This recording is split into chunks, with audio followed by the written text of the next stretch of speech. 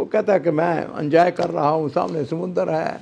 हाँ जी, गर्मी का मौसम था, हवा ज़रा ठंडी चल रही थी उस वक्त। कहते थोड़ी देर गुजरी तो आवाज़ आनी शुरू हो गई, बचाओ बचाओ बचाओ। अब उसने जो देखा कि एक अजनबी शख्स ने उसकी जवान बहन को अपने हाथों में असरा उठाया हुआ है, तो उसको जो गैरत आई, तो कहता है उसने मेरे सीने के ऊपर जो है ना, दिल के करीब उसने जोर से मुक्का मारा।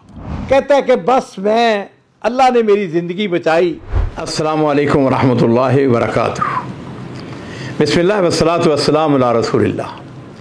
मुअज़्ज़ज़ नाज़रीन इकराम, आज का जो किस्सा और वाक़या है, ये दम्माम अल-खुबर, ये यहाँ पे समुंदर है, वहाँ पर पेश आता है। इस वाक़े का रावी वो कहता है कि मेरी शादी को कोई ज़्यादा अरसा नहीं गुजरा था, तो मैंने एक दिन पिकनिक का प्रोग्राम बनाया रियाद से या किसी और दूसरे शहर से। वो कहता है कि मैं अपने बीवी के साथ और अपने ससुर के साथ, सास के साथ, मेरे उसके जो मेरी बीवी के रिश्तेदार थे, औरतें थीं जी, उसके भाई थे, हम सब जो हैं वो अल-खुबर जो बीच है वहाँ पे गए। कहता है कि हमने वहाँ पर गाड़ियाँ थी हमारे पास अपनी अपनी, तो हमने ऐसा किया कि उनके दरमियान गाड़ियों को एक तरफ औरतें बैठ गईं, अब मर्द नहीं थे। कहता है कि मेरा ससुर और मैं बैठ गया। कहता है हमारे सामने गाहवा शाही जी, खजूरें वगैरह बैठी हुई, रात का वक़्त था और मैं और मेरा ससुर आपस में गपशप लगा रहे हैं। गर्मी का मौसम था। कहता है मैंने अपने वो जो आम लिबास था ना, कैजुअल, वो उतार के मैंने रात का लिबास पहना हुआ। कहता है थोड़ी देर के बाद मेरा जो ससुर है मुझे कहने लगा कि मैं ज़रा औरतों की तरफ जा रहा हूँ। अब ज़ाहिर बात है मेरी बीवी वो तो मेरी महरम थी, बिल्कुल, उसके अलावा मेरी सास महरम थी, बाकी जो ख़वातीन थी। तो बहरहाल मैं अपनी जगह पे बैठा हुआ, मैंने अपने ससुर से कहा जाओ। कहता मेरे सामने वो मुकस्सरात वो पड़े हुए थे, यानी बादाम और दूसरी वो जो चीज़ें हैं, चलगोज़े वगैरह, ये चीज़ें। वो कहता है कि मैं एंजॉय कर रहा हूँ, सामने समुंदर है। हाँ जी, गर्मी का मौसम था, हवा ज़रा ठंडी चल रही थी उस वक्त। कहते थोड़ी देर गुजरी तो आवाज़ आनी शुरू हो गई, बचाओ बचाओ बचाओ। कहता है अंधेरा था, लेकिन मैंने जब देखा तो दूर से मुझे 3 औरतें नजर आईं और वो समुंदर के अंदर थी। ज़ाहिर बात है कि पानी जो है वो उनके ऊपर आ गया था और उनमें से एक जो है वो नीचे गिर गई और वो आवाज़ दे रही है, बचाओ बचाओ बचाओ। कहता है मुझे तैरना भी आता था और मैं सबसे ज़्यादा करीब था जिसको ये आवाज़ सुनाई दे रही थी। इंसान की फितरत है, उसके दिल के अंदर अल्लाह ताला ने रहम डाला होता है। कहता है मैं वहाँ से भागा, उस तरफ गया। अच्छा जी, कहता है कि पानी जो है वो मेरे घुटने घुटने तक आ गया। वो जो 2 औरतें थीं वो तो अल्हम्दुलिल्लाह मैंने देखा कि वो सही सलामत और वो शाती की तरफ, यानी जो है ना किनारे की तरफ वो जा रही हैं और साथ साथ वो शोर भी मचा रही हैं कि हमारी बहन जो है वो नीचे गिर गई है। कहते इतनी देर में मैं वहाँ पर पहुँच गया, मुझे समझ लग गई कि एक उनकी बहन जो है, पहले 3 थी, अब ये 2 हैं और वो नीचे गिर चुकी है। कहता है कि मैंने उसको तलाश करना शुरू किया, मेरे लिए इतना आसान भी नहीं था। अच्छा, पानी जो है बतदरीज गहरा होता जा रहा है। कहता है ज़रा सा मैं आगे बढ़ा तो मेरे पाँव के साथ जिस्म उसका टकराया। कहता है कि अल्हम्दुलिल्लाह मैंने हिम्मत की और मैंने नीचे झुक के उसको ऊपर उठाया। वो तकरीबन 18-19 साल की लड़की थी। उठाया जिस वक़्त, इस दौरान में पानी जो है वो मेरे मुंह में चला गया। और आपको पता है कि समुंदर का पानी बड़ा कड़वा होता है, नमकीन होता है। कहता है कि मैं खुद मरता मरता बचा, लेकिन मैं आगे बाहर की तरफ जो किनारा है उसकी तरफ चल दिया। इतनी देर में वो जो ख्वातीन थी 2 जिन्होंने शोर मचाया हुआ था, वो अपने खैमे तक, जहाँ में बैठे हुए थे उसकी फैमिली, वहाँ तक पहुँच गई। ये जो लड़की जिसको मैंने उठाया हुआ था, इसका भाई वो भागता हुआ आया।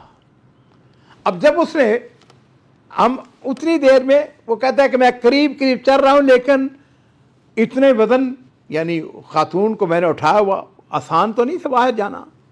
इतनी देर में वो पहुँच गया। अब उसने जो देखा कि एक अजनबी शख्स ने उसकी जवान बहन को अपने हाथों में असरा उठाया हुआ है, तो उसको जो गैरत आई, तो कहता है उसने मेरे सीने के ऊपर जो है ना, दिल के करीब उसने जोर से मुक्का मारा, और उसके साथ उसने अपनी बहन को उठाया और वो चल दिया। कहता है कि उसने जोर से मुझे मुक्का मारा कि मैं गिरते गिरते बचा। मैं जवान था, कवि था, ताकतवर था, लेकिन चूंकि पानी जो था वो मेरे मुंह में जा चुका था। कहता है कि बस अल्लाह ने मेरी जिंदगी बचाई, मैं गिरते पड़ते जैसे भी था मैं वहां पर पहुंच गया अपनी जगह पे। कहते मैंने जाते ही पानी वगैरह पिया, पानी अल्लाह का शुक्र है अंदर पेट में नहीं गया था, पानी मुंह में था। खैर, कहता है कि मैंने अपना सांस मुझे चढ़ा हुआ, मुसलसल मैं हाँप रहा हूं, लेकिन सुभान अल्लाह वहां पे देखने वाला कोई नहीं था। मेरा जो ससुर था वो जिस वक्त उसने चीखने चिल्लाने की आवाजें सुनी ना, तो वो उस तरफ भाग गया, उस तरफ चला गया। कहता है कि मैं आके बैठ गया। इतनी देर में वो जो फैमिली जिनकी बच्ची समुंदर से मैंने जिसको निकाला था, उसका बाप जो है वो शोर मचाता हुआ, आवाजें लगाता हुआ, मेरी बेटी को किसने बचाया है, किसने उसको यानी अल्हम्दुलिल्लाह मरने से बचाया है, वो हमें बताओ कौन है वो शख्स, मैं उसको मुकाफा देना चाहता हूं, मैं उसकी इज्जत, मैं उसका इनाम देना चाहता हूं। और वाकयातन वो औरतें जिस वक्त वहां पे पहुंची, उन्होंने जाके बताया। कहता इतनी देर में मैंने एम्बुलेंस की आवाज़ सुन ली, एम्बुलेंस भी वहां पर पहुंच गई। लो जी, वो जो औरतें थी दो जो बच गई थी, उन्होंने कहा कि एक शख्स आया, एक फरिश्ता आया, जैसे हमारी आदत होती है वो कहने की, वो शख्स ने आके हमारी बहन, अगर वो ना पहुंचता तो ये मर चुकी होती थी। कहता है कि मुझे भी यही था कि हो सकता है मर ना गई हो। कहता है जब मैंने एम्बुलेंस की आवाज़ सुनी तो मैंने अल्हम्दुलिल्लाह कहा कि अल्लाह का शुक्र है कि अब एम्बुलेंस पहुंच गई है, इंशाअल्लाह इसका इलाज हो जाएगा। खैर जी, कहता है कि मैंने नीयत कर ली कि मैंने ये काम किसी को नहीं बताना, ये मेरे और मेरे रब के दरमियान मामला रहे। कहता है वो हदीस आपको याद होगी, वो गार वाली हदीस जो रियाज सालिहीन के शुरू में है हदीस, कि 3 आदमी थे जो गार के अंदर फंस गए थे, और उन्होंने अपने उस काम का वास्ता दिया था जो उन्होंने सिर्फ अल्लाह के लिए किया था। नाज़रीन इकराम, कहता है कि मैं सच्ची बात यह है कि नुचड़ गया था जिस्मानी तौर पर, मेरे अंदर कमज़ोरी, ये कोई छोटा सा वाक़या तो नहीं था, लेकिन कहता है कि मैं उठा, अपनी गाड़ी खोली, उसमें से दूसरा लिबास निकाला, अपना वो लिबास जो है वो उतार के लिबास मैंने बदल लिया, और इतनी देर में मेरा ससुर आ गया। उसने आके बताया, उसने कहा कि वो एम्बुलेंस आई थी और लड़की जो है उसको उन्होंने आधा घंटा उस एम्बुलेंस के अंदर ही उसको इब्तदाई तिब्बी इमदाद उसको दी, उसका इलाज किया, उसमें से पानी जो उसके हलक में जा चुका था उसको निकाला, और अल्हम्दुलिल्लाह वो आधे पौने घंटे के अंदर वो ठीक हो गई है, बच गई है वो। लेकिन वो साथ ही कह रहा था कि वो पता नहीं कौन आदमी था जिसने उस लड़की को बचाया।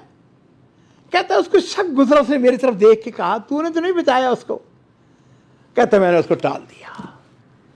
कहते थोड़ी देर बाद मेरी बीवी आ गई, उसने मेरा हुलिया देखा, लिबास मेरा देखा, लिबास बदला हुआ था। मुझे कहने लगी कि तूने ये लिबास क्यों बदला है अपना, तूने तो नहीं इस लड़के को बचाया। कहता मैंने उसको कहा नहीं नहीं नहीं, मैंने नहीं बचाया उसको, नहीं नहीं पता, मुझे नहीं पता। कहता मैंने उसको भी टाल दिया।